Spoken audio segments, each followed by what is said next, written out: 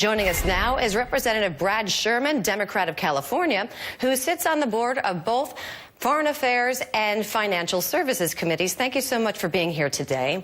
You have already called for a special counsel. Why is one necessary, and do you also support impeachment?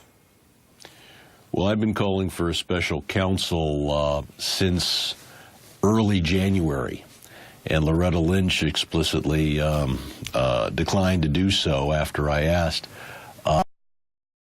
Had Loretta Lynch appointed someone, that person would have credibility. The reason we need a special counsel is because the biggest issue facing our democracy now is whether the Trump campaign colluded with the Kremlin. And we need an answer to that question that we can have some faith in. And the best way to do that is with a special counsel. As to impeachment, we don't have facts yet. We need to do the investigation. The one possible argument is that the reason, one of the many reasons that was given, and there's just so many disorganized lies coming out of the Trump White House. If he fired Comey for the purpose of derailing this investigation, that's obstruction of justice. And he's made some comments that would make you think that that is the reason he fired Comey. On the other hand, he's made several other contradictory statements. So I don't know if we've got a case yet for obstruction of justice, but we certainly have a reason to investigate. Well, to your point, we hear reports now that Rod Rosenstein, the Deputy Attorney General, with the power to appoint a special counsel, says there's no reason right now for one. What do you say to him, especially as you were saying just a moment ago, considering conflicting claims from the administration just this week even, with some saying Comey's firing had been a Justice Department idea, when the president then told NBC's Lester Holt that it had been his idea?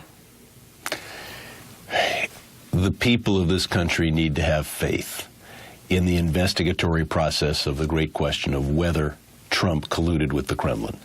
And they're not going to have that faith except through the special counsel process. An FBI director reports to a Department of Justice and ultimately to Attorney General Sessions, who is a very strong Trump partisan. So an independent counsel can give us some faith that this has been investigated. Now, frankly, even if we get an outstanding and independent investigation, we may never know. Because even if there were contacts between the Trump campaign and Russian officials or Russian agents, we won't know the context, and we won't know the content of those discussions. So we'll have to see what we can learn. Certainly at this point, if it was shown that people close to Trump were meeting with Russians, that would make us all very suspicious. Conservative commentator Eric Erickson writes in today's New York Times that the odds are that the president comes out of Russian investigation unscathed. Do you agree with that? Oh, I don't think unscathed. He's been scathed already. But I would have to say at this point, the odds are that he emerges from this unimpeached and that his presidency goes on. I would like, as an American, I would hope that we don't have a president who conspired with the Kremlin during his election campaign. We'll just we need a credible investigation if we're going to have confidence. So no impeachment, if that's the end result, what does unscathed actually really mean? And as far as his power to govern with what would end up being at least a significant drop in credibility? He's down to 36% approval. That is the lowest any president at this stage of his presidency has been. My Republican colleagues are